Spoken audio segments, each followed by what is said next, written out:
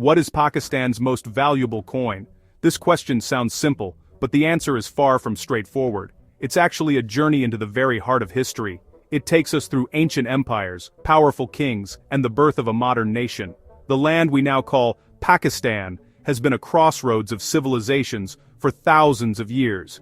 Each one left behind a story, and many of these stories were stamped onto small pieces of metal.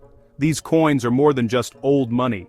They are tiny time capsules, holding the secrets of forgotten worlds. They are witnesses to history itself. The value of a coin is not just about its age. Many factors come into play. Rarity is crucial. How many were originally made? How many have survived the long march of time?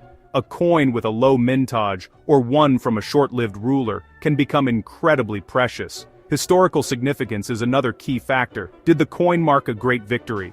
Was it issued during a time of immense change? A coin that tells a powerful story will always capture the imagination of collectors. And then there is demand.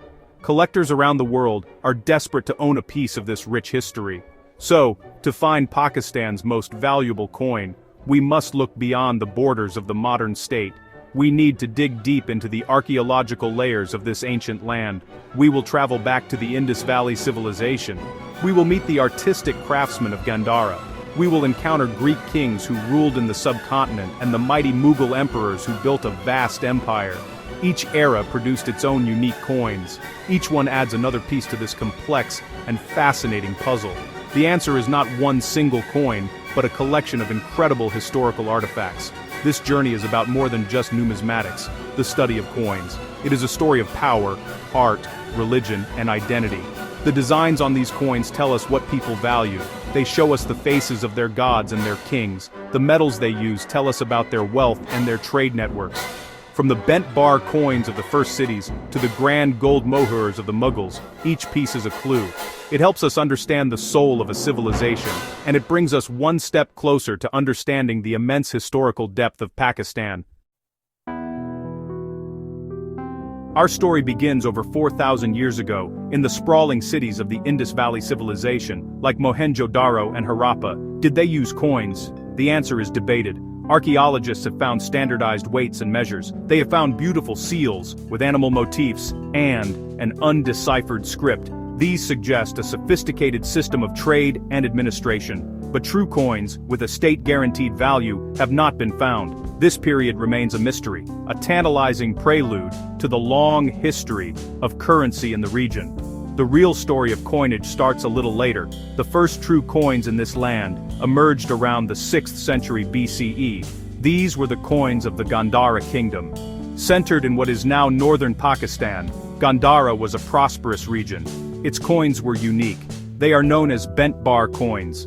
They were made from long bars of silver, cut to a specific weight, and then stamped with a symbol. This symbol was like a seal of approval. It guaranteed the coin's value. These coins were not round. They were chunky, oblong pieces of metal, utterly distinct and instantly recognizable. These early coins tell us so much about the world they came from. They show the beginnings of a monetized economy. Trade was no longer just about bartering goods, it was becoming more sophisticated. The Gandharan symbols, often looking like a sun with 6 arms, represent one of the earliest forms of state branding. It was a declaration of authority. This piece of silver is genuine. It is backed by the power of the kingdom. Finding one of these today is like holding the dawn of South Asian economic history in your hand. They are incredibly rare and historically priceless. The artistry of these early coins was simple, but effective. The focus was on weight and purity. But as new powers arrived in the region, the art of coinage would be transformed forever. The Achaemenid Empire of Persia exerted influence over Gandhara. Then came the Greeks, led by Alexander the Great.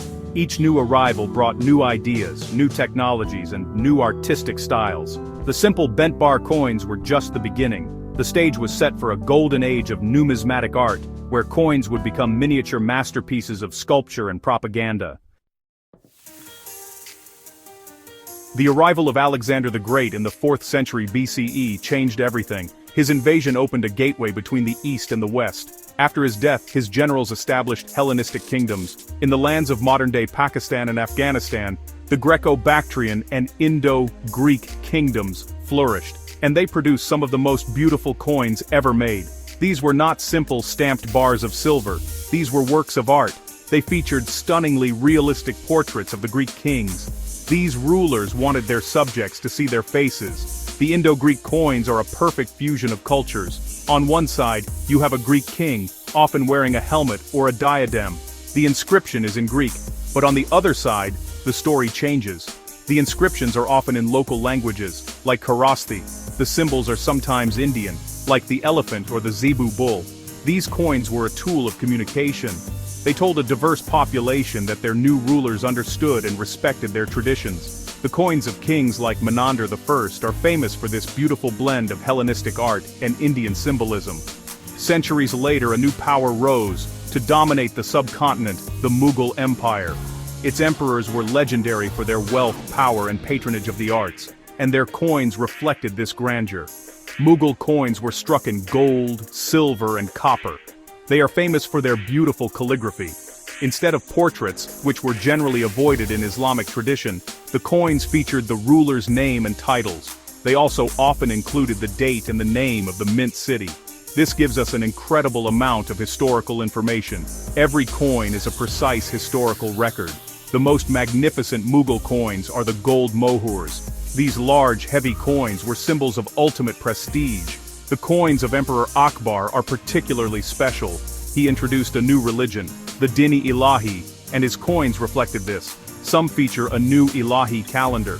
The most prized Mughal coins are the massive presentation pieces, some weighing over a kilogram, and then there are the famous zodiac coins of Emperor Jahangir. He replaced the standard calligraphy with images of the 12 zodiac signs. These are incredibly rare and sought after by collectors worldwide. They are masterpieces of numismatic art. After the decline of the Mughal Empire, new powers emerged to fill the vacuum. In the Punjab, the Sikh Empire rose under the leadership of Maharaja Ranjit Singh in the early 19th century. His rule brought a period of stability and prosperity to the region. The coins of the Sikh Empire have a distinct character. They followed the Mughal tradition in terms of weight and purity. However, they replaced the Mughal inscriptions with their own symbols and scripts. The language used was often Persian, the administrative language of the time, but the sentiments were uniquely Sikh.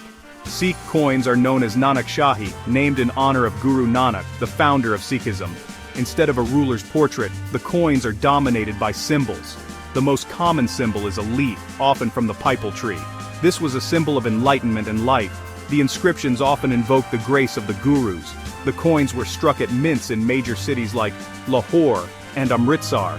While not as artistically elaborate as the Indo-Greek or some Mughal coins, they are rich in cultural and religious significance. They represent a proud and independent regional identity before the arrival of the British.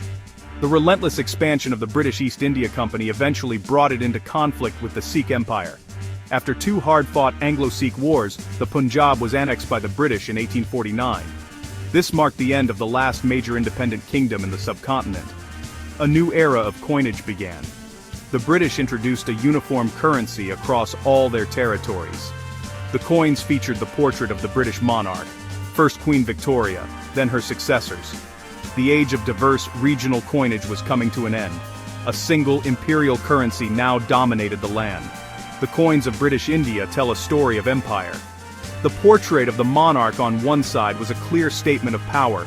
The other side often featured intricate floral designs and the coin's value, written in English and other local scripts.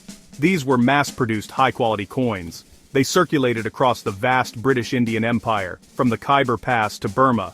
For nearly a century, these coins were the everyday money for millions. But change was coming. The winds of independence were blowing, and soon, a new nation would need its very own currency. In August 1947, the British Raj ended. Two new independent nations were born, India and Pakistan. The partition was a time of great upheaval and turmoil. Creating a new country from scratch was, honestly, a monumental task. One of the most urgent challenges was creating a new currency. In the first few months of its existence, Pakistan had no coins of its own. It had to use existing British Indian coins. To make them Pakistani, a temporary solution was found. Banks would stamp the coins with a Pakistan mark. But, this was not a sustainable solution for a proud new nation. The government moved quickly. The task of designing and minting Pakistan's first coins was a top priority. It was a symbol of sovereignty, a declaration of economic independence. The designs were carefully chosen. They needed to represent the identity of the new nation. The British monarch's head had to be replaced. In its place, the coins would feature symbols that resonated with Pakistan's Islamic heritage and national aspirations. The chosen designs were elegant and powerful. They featured the crescent moon and star, a potent symbol of Islam and progress. The first series of Pakistani coins was issued on April 1, 1948. They were struck at the Pakistan Mint in Lahore. The series included several denominations, from the small 1 paise coin to the 1 rupee coin. The designs were consistent across the series. One side featured the crescent and star, surrounded by the words Government of Pakistan in English. The other side showed the coin's value and the date, written in both Urdu and English. The most prominent design element was the tuffra, a beautiful calligraphic monogram of the state's name. It was a modern take on a classic Islamic art form. These first coins are incredibly important to collectors. They are not ancient, they are not made of gold, but they represent the birth of a nation. They were the first tangible monetary symbols of Pakistan's existence. The 1 rupee coin from 1948, made of nickel, is particularly iconic. It is a simple, elegant coin, but it carries the weight of history. It represents the hopes and dreams of millions at the dawn of a new era. For collectors of Pakistani coins, this series is the foundation stone. It is where the modern story truly begins. For the first 14 years of its existence, Pakistan used a traditional currency system. It was inherited from the British Indian system. The rupee was divided into 16 annas. Each anna was divided into 4 paise, and each paise into 3 pies. It was a complex system. Honestly, it involved fractions and complicated mental arithmetic for everyday transactions. For a young nation looking to modernize its economy and integrate with the rest of the world, this system was cumbersome. A change was needed. The world was moving towards a simpler, more logical system. The solution was decimalization. On January 1, 1961, Pakistan made a bold move. It switched its currency to a decimal system. The rupee was now divided into 100 equal parts. The new unit was named the paisa. This was a massive change, and it affected every single person in the country. It simplified accounting, trade, and daily life. It was a clear signal that Pakistan was a forward-thinking nation, ready to adopt modern international standards. The old anna coins were gradually withdrawn from circulation, becoming relics of a bygone era. This decimal revolution required a whole new set of coins. The government introduced a new series in 1961. The denominations were 1, 5, and 10 paisa. The designs were kept simple and functional. They still featured national symbols, like the crescent and star, but they were designed for a new, modern economy. The coins were smaller and made from less expensive metals, like bronze and nickel brass. This was a practical decision, reflecting the new value of the coins. The paisa was a smaller unit than the old anna. The shift to decimal coinage was a pivotal moment. It streamlined the economy and made commerce much easier. For coin collectors, this period is fascinating. They seek out the last issues of the old anna coins from 1960, and they look for the first issues of the new decimal paisa coins from 1961. These transitional coins tell the story of a nation in flux. They represent a clean break from the colonial past. They mark the moment Pakistan fully embraced a modern economic identity, stepping confidently onto the global stage with a currency system that was simple, efficient, and ready for the future. As Pakistan matured as a nation, its coinage began to do more than just facilitate trade. Coins became a medium for storytelling. They became a way to celebrate national heroes, mark important anniversaries, and honor cultural heritage. This led to the rise of commemorative coins. These are special coins, often issued in limited quantities. They are not intended for everyday circulation. They are designed as keepsakes and collectibles. They serve as miniature monuments, capturing a specific moment or idea in metal for posterity. Pakistan's first commemorative coin was issued in 1965. It marked the 2500th anniversary of the ancient Persian Empire, a nod to the region's deep historical ties. However, the tradition truly took off in the 1970s. One of the most important early issues was the 1976 coin celebrating the 100th birth anniversary of the nation's founder, Quaid-e-Azam Muhammad Ali Jinnah. This coin was a powerful tribute. It put the face of the Qaid on a coin for the first time. It was a way for every citizen to hold a symbol of his legacy in their hands. Over the years, Pakistan has issued a wide range of commemorative coins. They have celebrated the birth anniversaries of the national poet, Allama Iqbal. They have honored figures like Fatima Jinnah, the Madar-e-Millat, or Mother of the Nation. The subjects have been diverse. Coins have marked the anniversaries of the Pakistan Air Force. They have celebrated the country's Islamic heritage, with coins for the 1400th anniversary of the Hijra calendar. They have even been used for international diplomacy, such as the coin commemorating the 550th birth anniversary of Guru Nanak, a gesture of goodwill towards the Sikh community. These commemorative coins are highly sought after by collectors. They are usually produced in smaller numbers than regular coins. Many are struck in precious metals like silver, adding to their intrinsic value. But their real value lies in the stories they tell. They are a curated history of Pakistan. They show what the nation chooses to remember and celebrate. From the foundation of the state to its sporting triumphs and cultural milestones, these coins form a rich and colorful tapestry. They are a gallery of national pride minted in metal. So, we return to our original question. What is Pakistan's most valuable coin? As we've seen, there are many contenders. The answer depends on what you value most: ancient artistry, historical significance, or modern rarity. In the world of ancient coins, the large gold coins of the Kushan Empire, particularly those of Kanishka I, are incredibly valuable. So are the beautiful silver tetradrachms of the Indo-Greek kings. A well-preserved coin of Menander I, with its stunning portrait, can fetch a very high price at auction. These are true works of art from over 2 millennia ago. From the Islamic period, the zodiac coins of the Mughal Emperor Jahangir are legendary. Each coin features a sign of the zodiac. A complete set of 12 is almost impossible to find.